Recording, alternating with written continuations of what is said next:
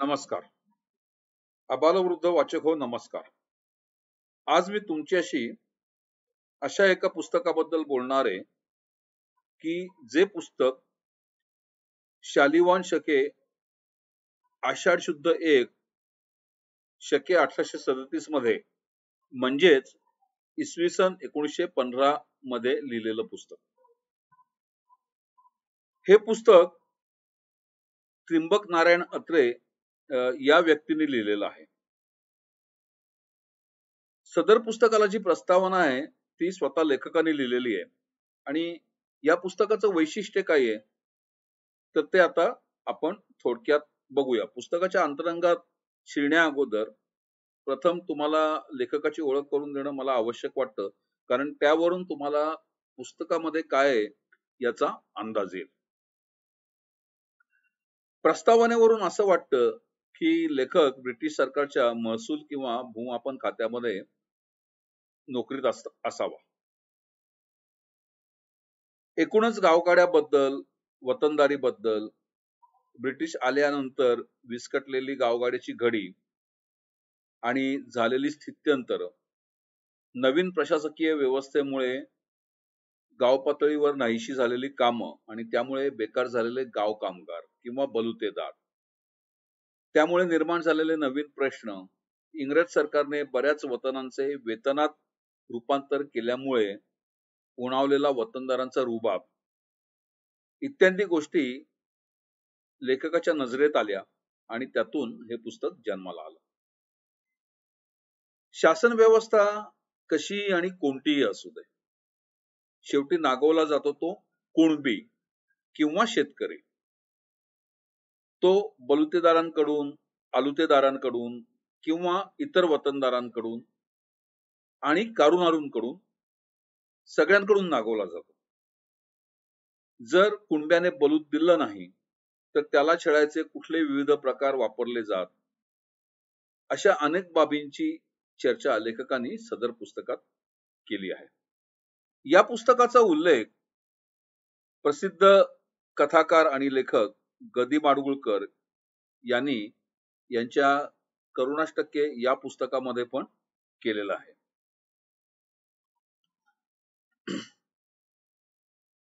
प्रस्तावनेत म्हटल्याप्रमाणे प्रत्यक्ष खेड्यात व गावात जाऊन विविध फिरस्त्यांशी संवाद साधून प्रशासन व्यवस्थेतील बदलांमुळे निर्माण झालेला गोंधळ, वाढलेली लाचलुचपत संबंधित लोकांच्या व प्रशासनाच्या नजरेस आणून देणे, जेणेकरून प्रशासनातर्फे या गोंधळावर काहीतरी ठोस उपाययोजना केली जाऊन गावगाडा पुन्हा सुरळीतपणे चालावा, हा आपला मनोदय लेखकाने प्रस्तावनेत स्पष्ट केलेला आहे.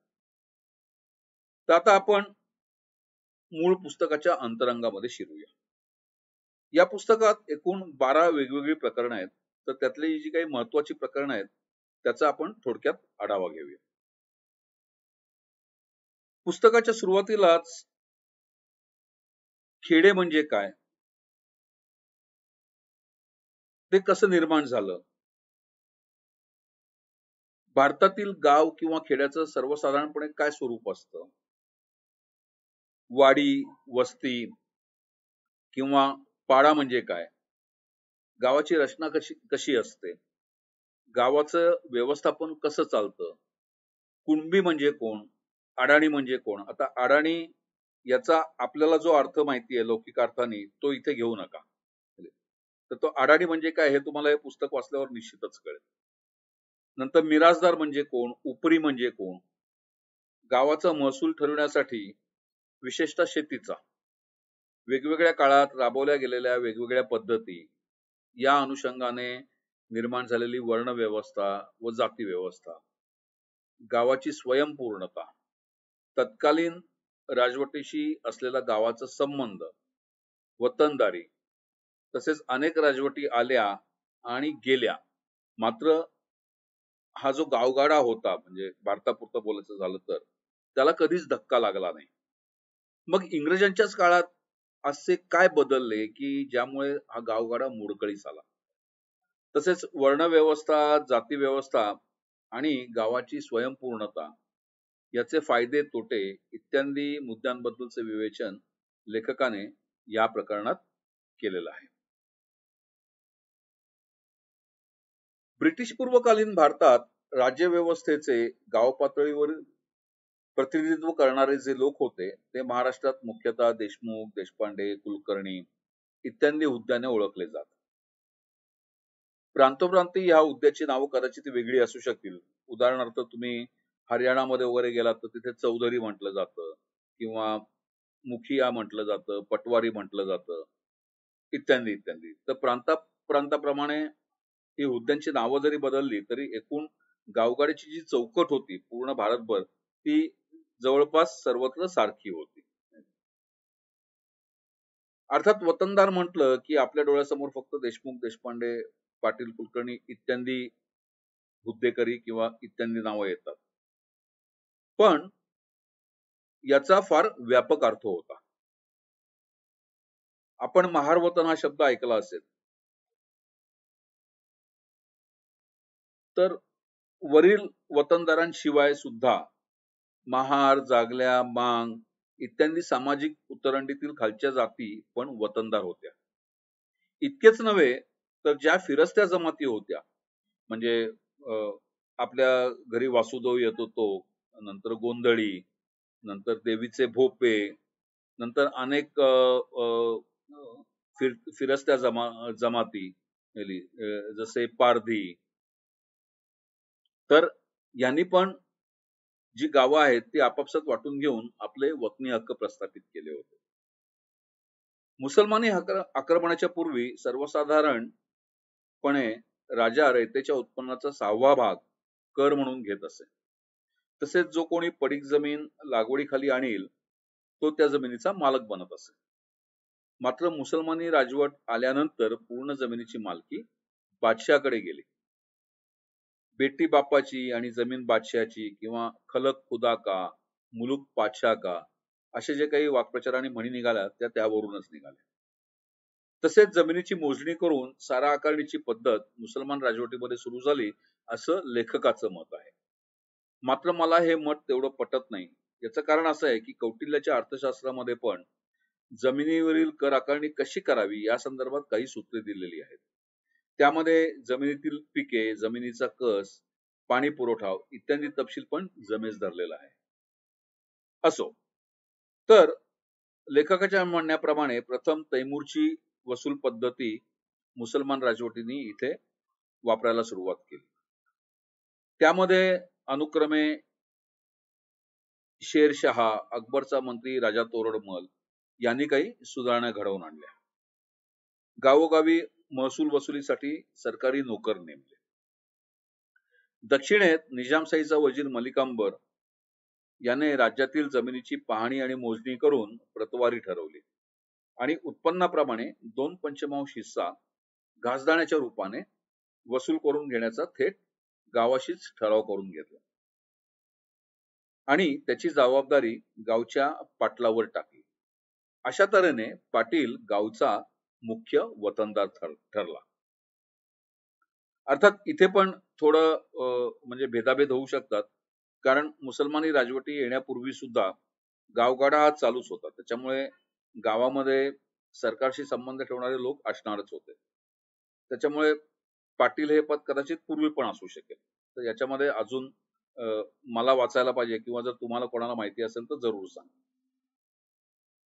आता एकूणच पाटील या संस्थेबद्दल शंकर पाटील यांची टारफुलाई ही जी कादंबरी आहे ती जरूर वाचा. याच्यामध्ये पाटलाचे गावातले स्थान, त्याचे हक्क, गाव पातळीवरचे राजकारण याचं सम्यक दर्शन शंकर पाटलांनी एका दीर्घकथेद्वारे घडवलेलं आहे. असो, तर थोडं विषांतर झालं, पण आता पुन्हा आपण गावगाड्याकडे वळूया. तर पाटलानंतर 12 बलुतेदारांप्रमाणेच गावगाडीच्या संदर्भात वापरला जाणारा अजून एक शब्द म्हणजे कारुनारू. कारुनारू म्हणजे काय याचे थोडक्यात विवेचन लेखकाने केले आहे.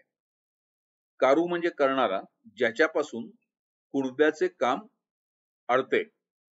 उदाहरणार्थ म्हणजे कुणबी किंवा शेतकरी जी अवजारं वापरतात त्याच्यामध्ये काही लोखंडाची अवजारं असतात, काही लाकडाची अवजारं असतात आणि ती लोखंडाची किंवा लाकडाची अवजारं करून देणारे जे बलुतेदार असतात. उदाहरणार्थ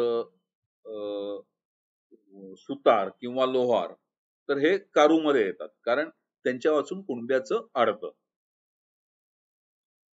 या उलट नारू म्हणजे ज्याच्या वाचून कुणब्याचे काम अडू शकते पण अडतेच असे नाही.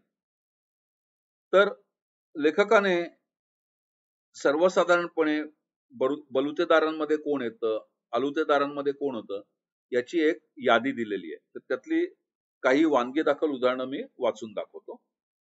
चौगुला, महार, सुतार, लोहार, चांभार, कुंभार, न्हावी, सोनार, जोशी, परीट, गुरव, कोळी इत्यादी लोक 12 बलुतेदारांमध्ये येतात. अर्थात ही जी यादी आहे ही सर्वकष यादी नाहीये. प्रांताप्रमाणे आणि एकूण गरजेप्रमाणे याच्यामध्ये फरक पडू शकतो. 18 आलुतेदार, तर लेखकाच्या म्हणण्याप्रमाणे बलुतेदारांची संख्या 12 होती, तशी आलुतेदारांची संख्या 18 होती. अर्थात ही पण निश्चितच होती असं नाही, इथे पण प्रांतामध्ये फरक पडू शकतो.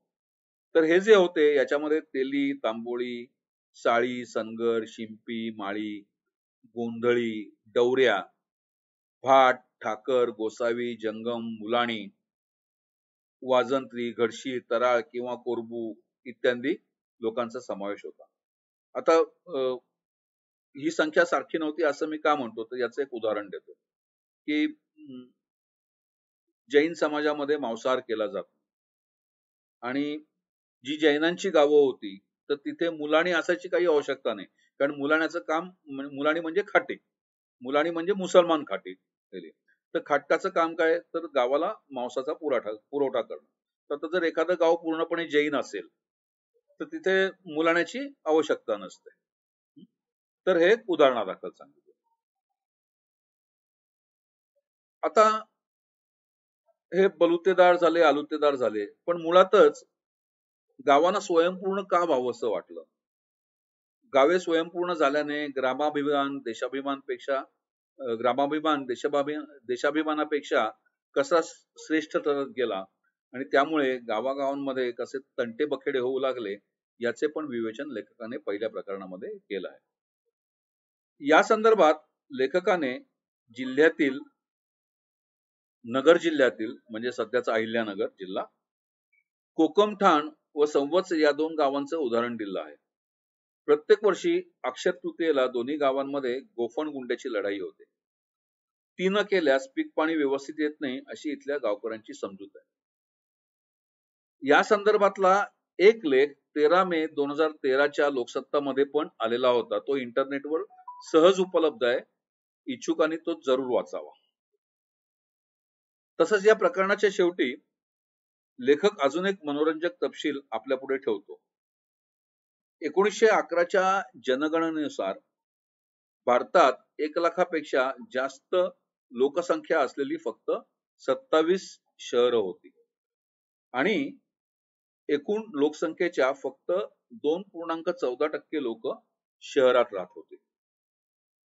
तर इथे जाता अजून एक मुद्दा नमूद करतो की जनगणनेची जी पद्धत होती ती भारतात प्रथम इंग्रजांनी आणली. असो, तर आता आपण पुढे जाऊया. दुसऱ्या प्रकरणामध्ये एकूणच गावगाड्यामध्ये वतनवृत्ती कशी निर्माण झाली याचं विवेचन करताना परंपरागत धंदे, त्यातून निर्माण झालेली वर्ण व्यवस्था, पुढे त्याचं जाती व्यवस्थेत झालेलं रूपांतर, कामाच्या विभागणीमुळे निर्माण झालेल्या जाती, जातीचे व्यवस्थापन करण्यासाठी निर्माण झालेल्या जात पंचायती, जात पंचायतीचे जातीतील स्थान तसेच गावगाड्यातील स्थान, या सर्व प्रकरणातून निर्माण झालेली वतन व्यवस्था इत्यादीचे सखोल विवेचन लेखकाने केलेलं आहे. इथे जाती व्यवस्थेबद्दल अजून एक मुख्य गोष्ट सांगावीशी वाटते की राजवाड्यांच्या म्हणण्यानुसार आपल्या इथे ज्या असंख्य जाती निर्माण झाल्या तर त्याचं अजून एक कारण असं होतं की जातींमधला जो वर्णसंकर झाला त्याच्यामधून अनेक उपजाती किंवा पोटजाती निर्माण झाल्या.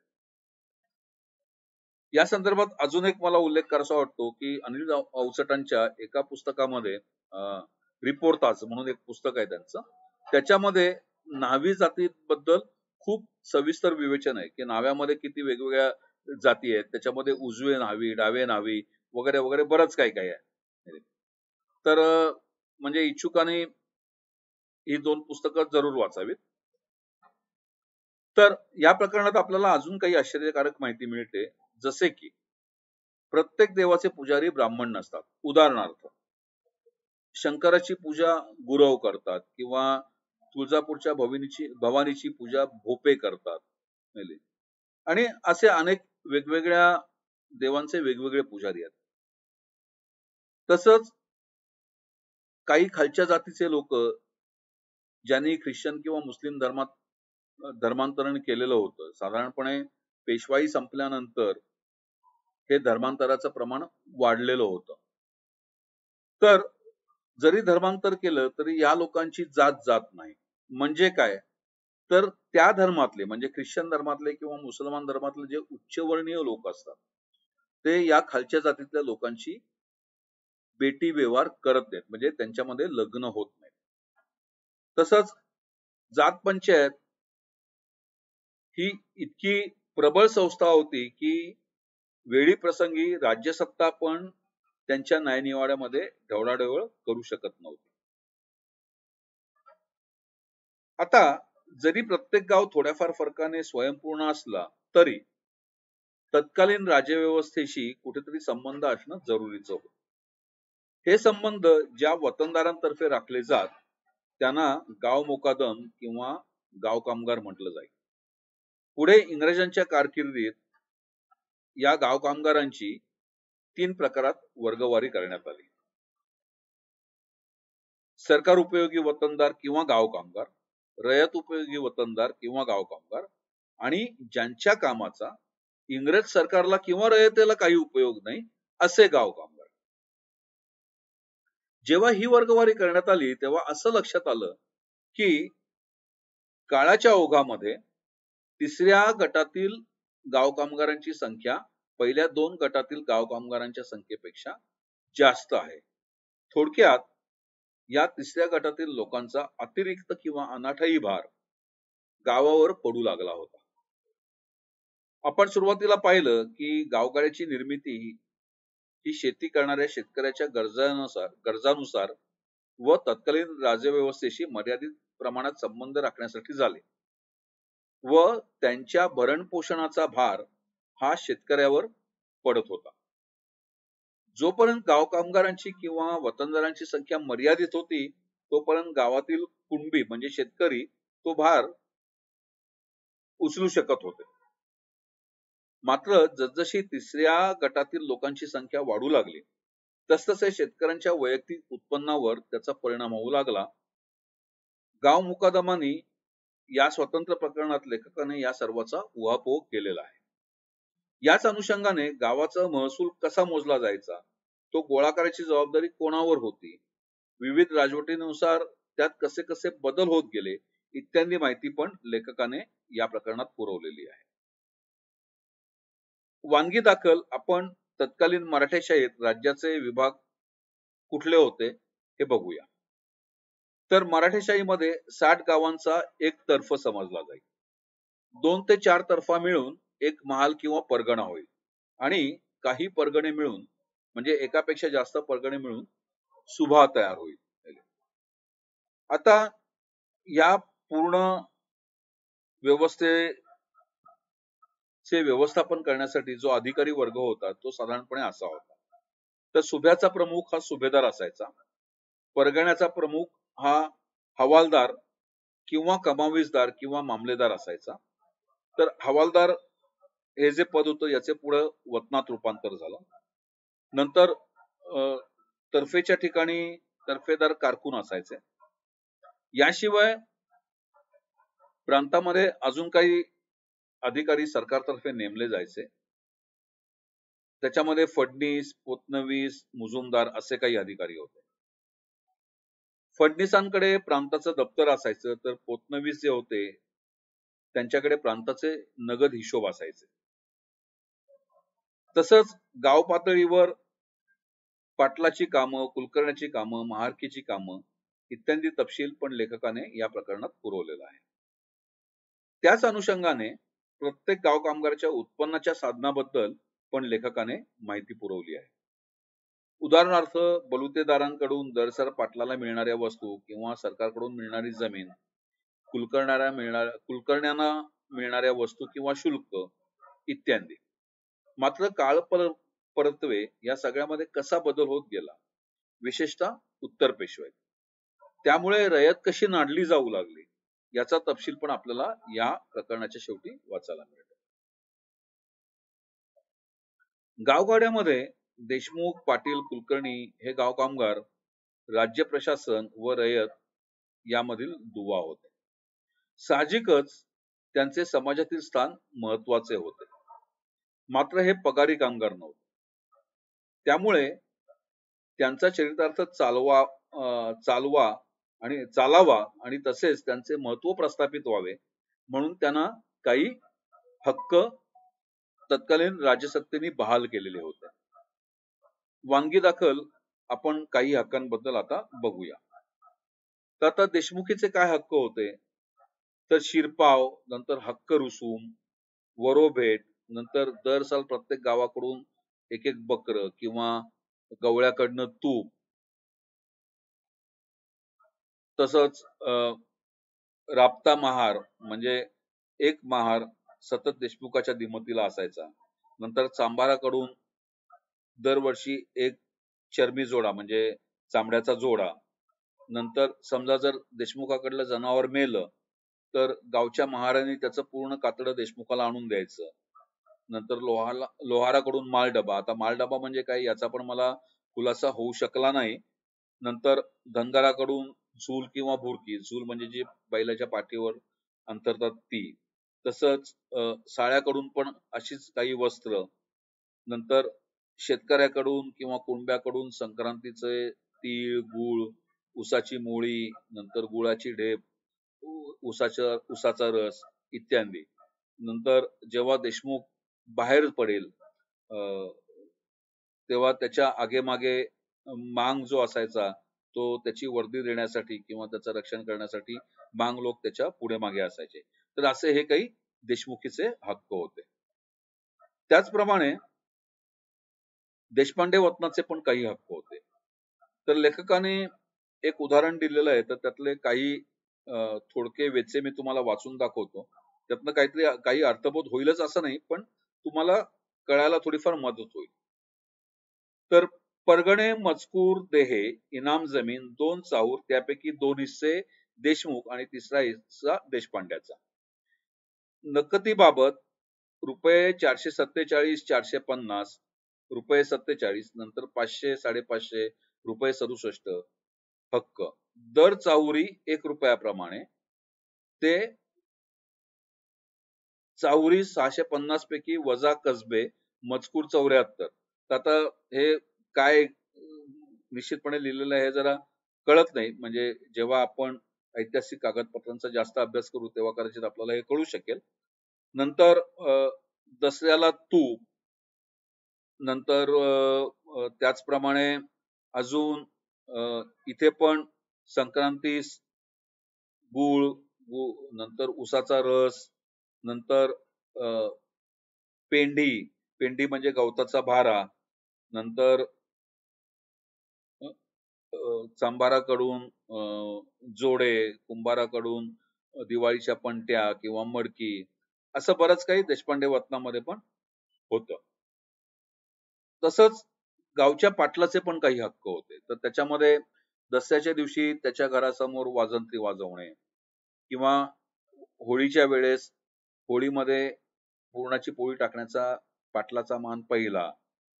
तसंच पोळ्याच्या मिरवणुकीमध्ये पाटलाचे बैल जे असायचे ते मिरवणुकीच्या आघाडीवर असायचे.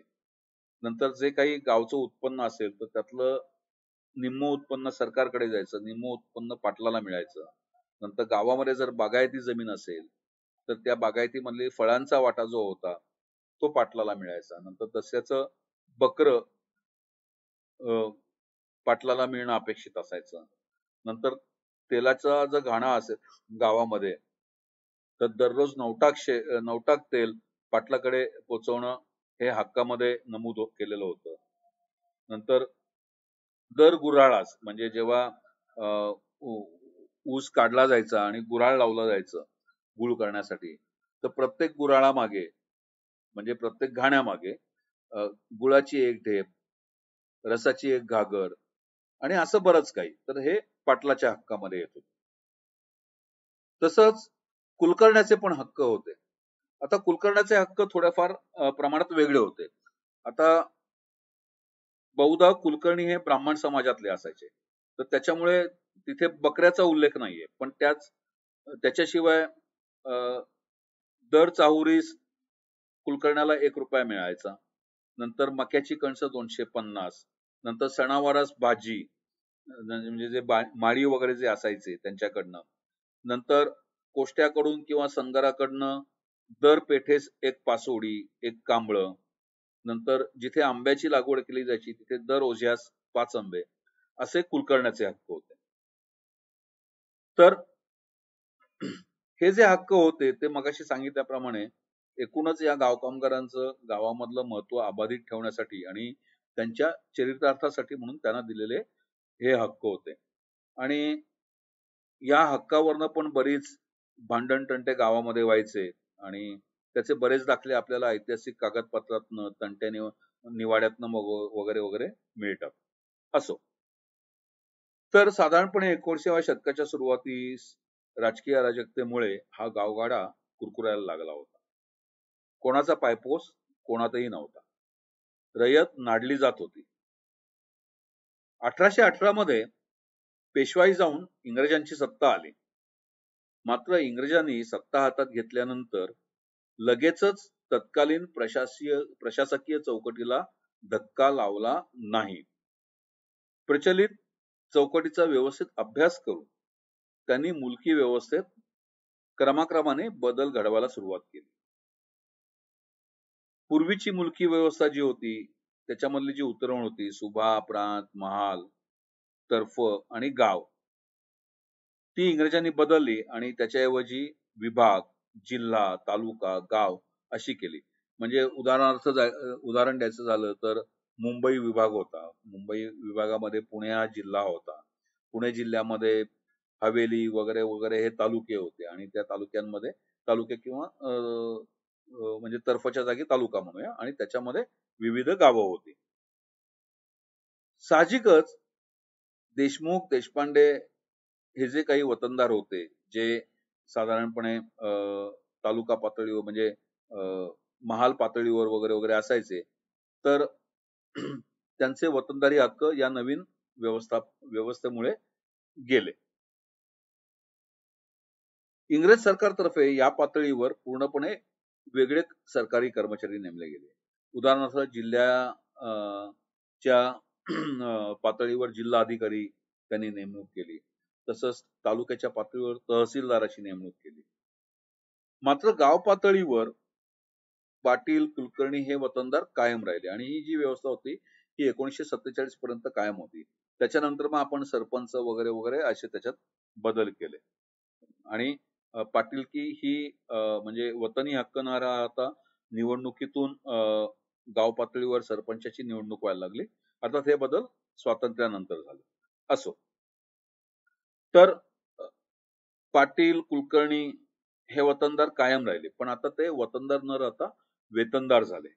म्हणजे काय, तर महसुलाच्या प्रत्येक बाबीवर त्यांना इंग्रज सरकारने मुशाहिरा किंवा दलाली देऊ केली किंवा त्यांचा एक काहीतरी टक्केवारी ठरवली.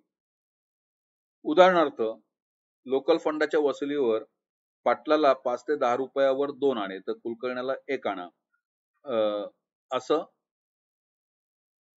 टक्केवारी मिळायची आणि ते पाटलाचं किंवा कुलकर्ण्याचं उत्पन्न समजलं जायचं. याशिवाय अशी अनेक कलम होती.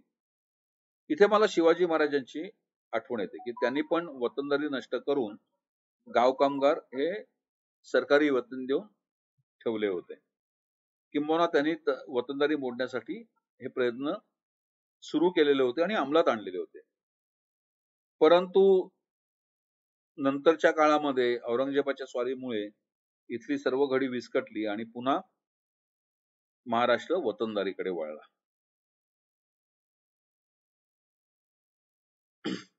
पण एकूणच इंग्रजांच्या या कृतीमुळे बहुतेक वतनदार हे वेतनदार बनले. हे बदल इंग्रज सरकारने कसे घडवले? इंग्रजांची मुलकी प्रशासन व्यवस्था कशी होती व ती त्यांनी कशी अंमलात आणली? गावगाड्यावर त्याचे काय परिणाम झाले? इत्यादी बाबीचे उत्तम विवेचन लेखकाने वतन आणि वेतन या प्रकरणात केलेलं आहे. गाव कामगारातील दुसरा वर्ग म्हणजे अलुतेदार बलुतेदार. यामध्ये महार, मांग, सुतार, लोहार, कुंभार, नावी, गुरव, कोष्टी यांचा समावेश होतो. महार आणि मांगांकडे मुख्यतः गावाचे रक्षण, गावाची साफसफाई, गावोगावी निरोप पोचवणे, गावच्या हद्दीतील गुन्ह्यांचा तपास लावणे, गावातील काळी पांढरीतील जमिनीच्या हद्दी लक्षात ठेवणे इत्यादी कामं होती. तसेच इतर कारागीर सुद्धा त्यांच्या व्यावसायिक कौशल्यानुसार गावाला सेवा पुरवत व त्या बदल्यात बलूत घेत. मात्र इंग्रज राजवटीत स्वतंत्र पोलीस खाते, टपाल खाते, पैमाश खाते, आता पैमाश खाते म्हणजे काय याचा मला उलगडा झालेला नाहीये, ते मी शोधायचा प्रयत्न करतोय. ही खाती निर्माण झाल्यामुळे महार आणि मांगांची बहुतेक कामे जी होती कमी झाली. तरी सुद्धा गावाला त्यांचं बलूत द्यावं लागायचं. तीच कथा इतर व्यवसायांची. औद्योगिक क्रांतीमुळे बऱ्याच वस्तू तयार व स्वस्तात मिळू लागल्या. दळणवळणाच्या साधनांमुळे त्या निदान तालुक्याच्या किंवा बाजारच्या ठिकाणी उपलब्ध होऊ लागल्या. अशा परिस्थितीत गावातील कारागिरांकडून माफक सेवा घेऊन त्याला अव्वाच्या सव्वा बलूत देणे कुणब्याला परवडण्यास झाले. जसे आपण सुरुवातीला बघितलं की गावगाड्याचा मुख्य कणा म्हणजे कुणबी किंवा शेतकरी. इंग्रज राजवटीत गावगाड्याला जे धक्के बसले त्याचे जास्त परिणाम कुणब्यावर कसे झाले आणि तो आणखी कसा लुबाडला जाऊ लागला याचं सोदाहरण विवेचन लेखकाने बलुते आणि आलुते या प्रकरणात केलेले आहे. तर याच्यामध्ये मुख्यतः कसं होतं की जे सेवापूर्वाचे बलुतेदार वगैरे वगैरे हा तर एक भाग होताच, पण मागे मी उल्लेख केला फिरस्त्यांचा, तर हे जे फिरस्ते होते यांचा जास्त त्रास कुणब्यांना व्हायचा. कारण हे फिरस्ते जे होते ते गावोगावी भटकायचे, हे टोळ्या टोळ्यांनी असायचे आणि हे कुणब्याला कसे लुबाडायचे याची लेखकांनी जी उदाहरणं दिलेली आहेत ती वाचली की म्हणजे आश्चर्य पण वाटतं आणि म्हणजे त्या कुणब्याबद्दल दया येते अक्षरशः. गावगाड्यातील अजून एक महत्वाचं पात्र म्हणजे गावचा वाणी. मोठ्या कसब्याच्या ठिकाणी बहुधा वाण्यांची दुकानं असतात. आजूबाजूच्या पंचकृषीतले शेतकरी आपल्याकडील अतिरिक्त माल या वाण्याकडे घालत. पूर्वी बहुतेक लोकांकडे रोकड कमी असायची, म्हणजे रोख रक्कम नसायचीच. जे काही सर्व व्यवहार व्हायचे म्हणजे अगदी वतनदार, पाटलासारखे वतनदार पण त्यांच्याकडे पण रोकड जास्त असेलच असं नाही. त्याच्यामुळे जे काही व्यवहार व्हायचे हे वस्तू विनिमयाच्या माध्यमातून व्हायचे. सुगीचे दिवस सोडून इतर वेळेस गावातील कुणबी अथवा इतर बलुतेदार किंवा वतनदार पण वाण्याकडून उधारीवर लागेल तसे जिन्नस घ्यायचे आणि वर्षाअखेरीस सुगीच्या वेळेस त्याची उधारी धान्याच्या रूपात अथवा शेतमालाच्या रूपात चुकवायचे. इतर जे बलुतेदार होते ते इतर पद्धतीने चुकवायचे. उदाहरणार्थ चांभार वाण्याला जोडे पुरवायचा किंवा गवळी तूप पुरवायचा. सुतार वाण्याला लागणारं सुतारकाम जे होतं ते अल्प दरात किंवा फुकटात करून द्यायचा इत्यादी इत्यादी. ब्राह्मण आपल्याकडे जो जमा झालेला कोरडा शिधा असायचा, उदाहरणार्थ धान्य, सुपाऱ्या, खोबरे इत्यादी सामान ते वाण्याला द्यायचा आणि त्या बदल्यात त्याला लागेल ते जिन्नस घ्यायचा. याच वस्तू पुढे वाणी गावकऱ्यांना त्यांच्या गरजेनुसार विकायचा.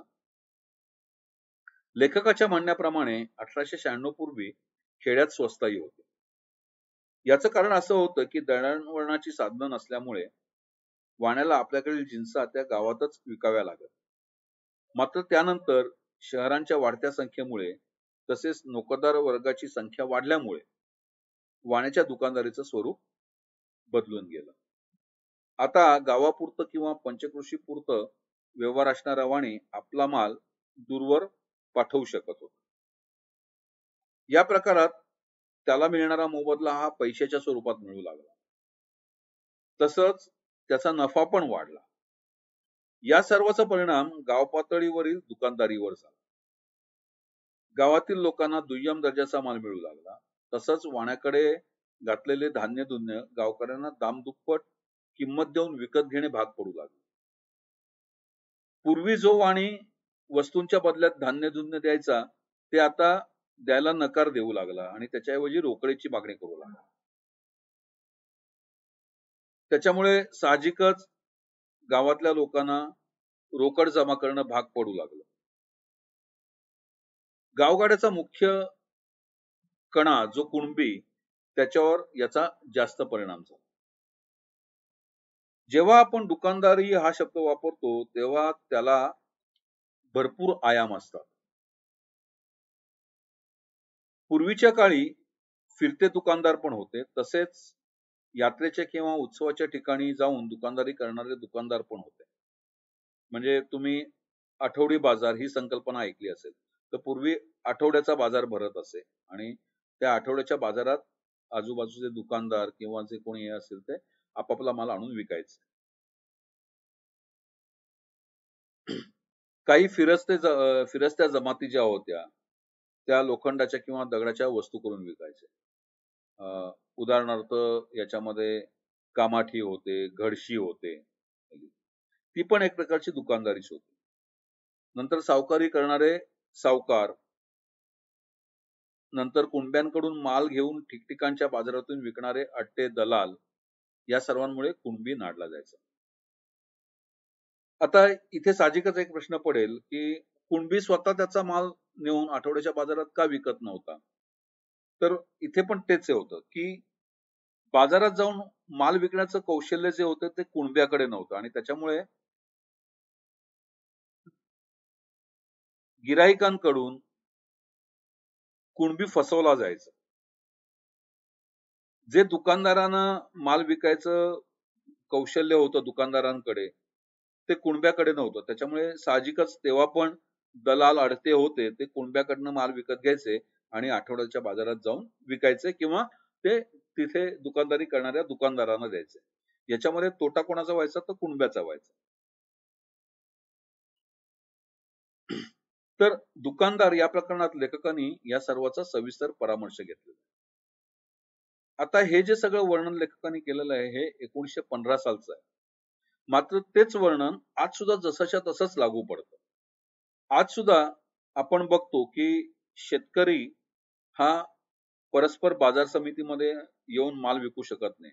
तिथे तो माल त्याला दलालामार्फत किंवा आडत्यामार्फतच विकावा लागतो आणि त्याच्यामुळे मध्ये शेतीचा माल हा नाशिवंत असल्यामुळे दलाल जी किंमत देईल ती शेतकऱ्याला स्वीकारावी लागते आणि त्याच्यामध्ये मग त्याला ते बाजार समितीचे वेगवेगळे कर द्यावे लागतात वगैरे वगैरे. त्याचा भार दलाल घेत नाही आणि त्याच्यामुळे आज सुद्धा शेतकरी असाच नाडला जातो. आपण बऱ्याचदा वर्तमानपत्रामध्ये बातम्या वाचतो की भाव गडगडल्यामुळे शेतकऱ्यांनी टोमॅटो रस्त्यावर ओतून दिले किंवा कोथिंबिरीची जुडी मातीमोल किमतीने विकली जाते म्हणून कोथिंबीर शेतकऱ्यांनी गुरांना खाऊ घातली इत्यादी इत्यादी. तर शेतकऱ्यांचे हे जे हाल आहेत ते अजून सुद्धा कायमच आहे. किंबहुना पूर्वीच्या काळी निदान शेतकरी आत्महत्या तरी करत नव्हते, आता शेतकरी आत्महत्या करतो.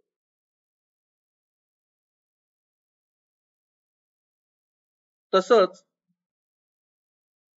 हे सगळं झालं हे गावाबद्दल, पण गावाच्या आजूबाजूला जी जंगलं होती, मोकळ्या जमिनी होत्या, कुरणं होती, तर त्या संदर्भामध्ये पण फरक पडला. पूर्वीच्या राजवटीमध्ये जंगल, कुरणं यावर केंद्रीय राजसत्तेचा अधिकार नव्हता. म्हणजे जरी ती जमीन राज्याच्या मालकीची असली, राज्यामध्ये असली, तरी त्या राज्यात राहणाऱ्या वन्य जमाती किंवा गावकुसाबाहेर राहणारे महार, मांग यांच्यासारखे लोक या जंगलातून लाकूड फाटा, गवत आणि इतर वनोत्पादने गोळा करायची. किंबहुना त्यांचा तो हक्कच होता. आणि ते अशा तऱ्हेने एकूण हे सगळं करायचे की त्याच्यामुळे जंगलाचा समतोल राखला जाईल. मात्र इंग्रज सरकार आल्यानंतर त्यांनी आपली मालकी या जमिनीवर पण प्रस्थापित केली आणि त्यामुळे गावामध्ये राहणाऱ्या लोकांना जंगलातून लाकूड फाटा वगैरे आणता येईल. गुरांना चराऊ कुरणे उपलब्ध होईनात आणि त्याच्यामुळे साहजिकच ज्यांच्याकडे गोधन होतं किंवा गुरं होती त्यांना बाजारातून चारा विकत घेणं भाग पडू लागलं. या सर्व प्रकारामुळे कारू-नारू, शेतकरी, जंगलातील वन्य जमाती हे सगळेच जण नाडले गेले. विशेषतः कुणबी सगळ्यात जास्त नाडला गेला. याचं कारण काय होतं तर समजा कुणब्याला लाकडी अवजारं बनवण्यासाठी समजा लाकूड पाहिजे असेल तर ते गावचा जो महार कोणी असायचा तो जंगलातनं आणून द्यायचा. आता कुणब्याला आपल्या बांधावरची झाडं त्याच्यासाठी तोडणं भाग पडू लागलं आणि कुणब्याला जे काही सुताराकडनं वस्तू वगैरे बनवून मिळायच्या त्याच्यासाठी जो काही मालमसाला लागेल तो कुणब्याला स्वतःला पुरवायला लागायचा. तर याची परिणती काय झाली तर याची परिणती कुणब्याच्या आर्थिक आणि नैतिक घसरणीत पण झाली. जमिनीचे तुकडे झाल्यामुळे पूर्वी ज्या जमिनीवर वर्षभर कुणबी आपली गुजराण करू शकायचा ते आता जमीनासं झालं आणि मग त्यामुळे सुगी संपल्यानंतर बरेचसे कुणबी मजुरीसाठी शहरांकडे वळले किंवा खंडानी शेती घेऊ लागले आणि मूळ मालकाला फसवू लागले. एकूणच इंग्रज राजवटीमुळे समाजाचे आर्थिक आणि नैतिक अधपतन कसे झाले याचं सुरेख विवेचन लेखकानं कुणबी या प्रकरणात केलेलं आहे. अर्थात हे नैतिक आणि आर्थिक अधपतन फक्त कुणब्यांचंच नव्हतं झालं तर एकूणच जे लोक होते तर त्यांची उत्पन्नाची साधनं खुटल्यामुळे ते अशा विविध अनैतिक गोष्टींचा आधार घेऊ लागले.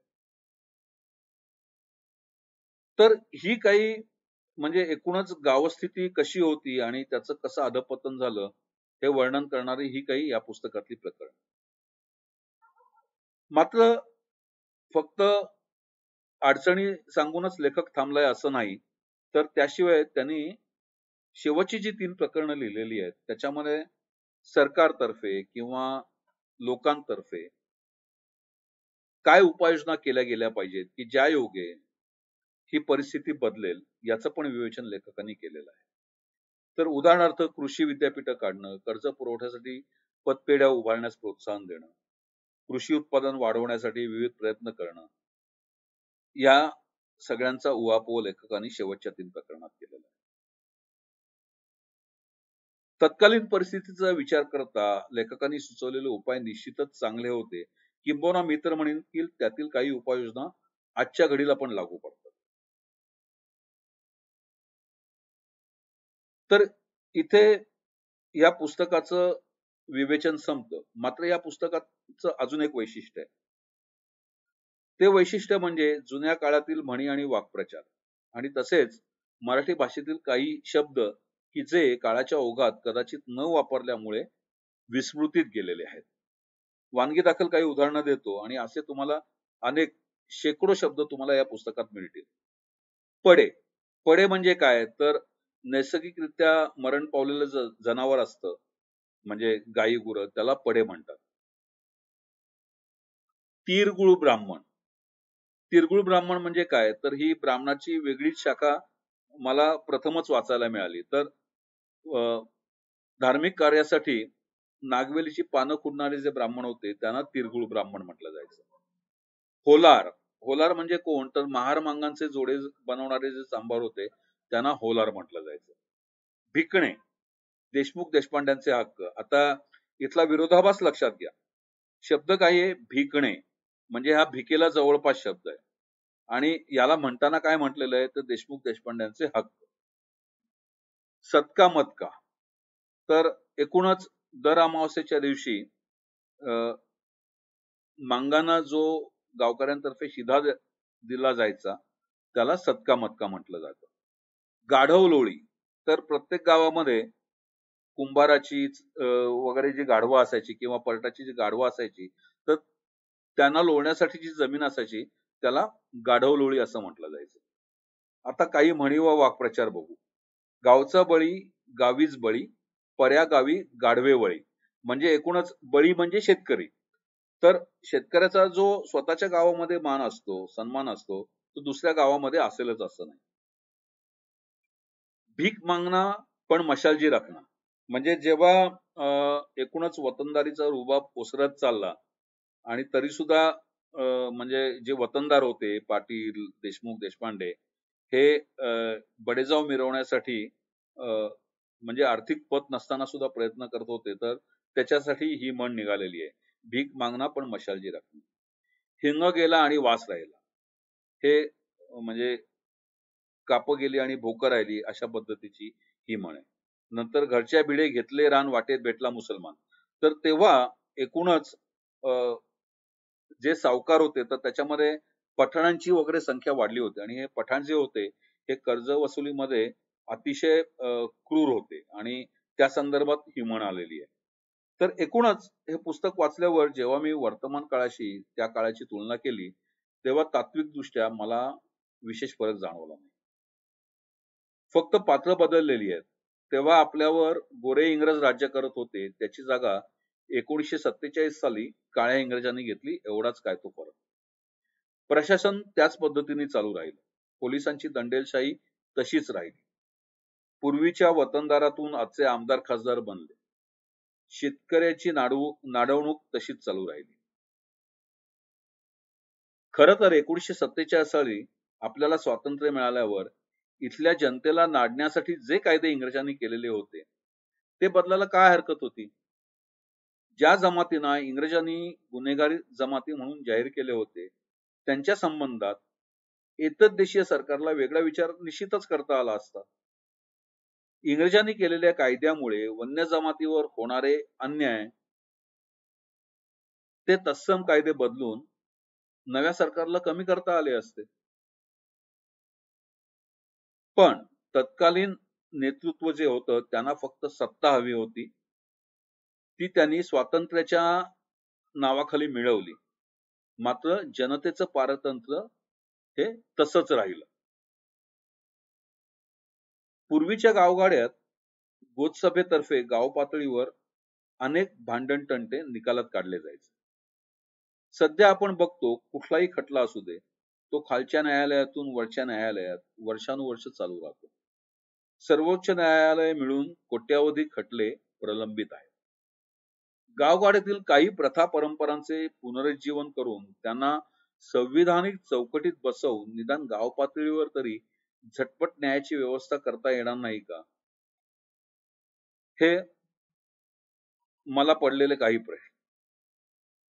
असो, तर असा होता हा पूर्वीचा गावगाडा. तर इथे मी माझं हे विवेचन थांबवतो आणि तुमचा निरोप घेतो. धन्यवाद.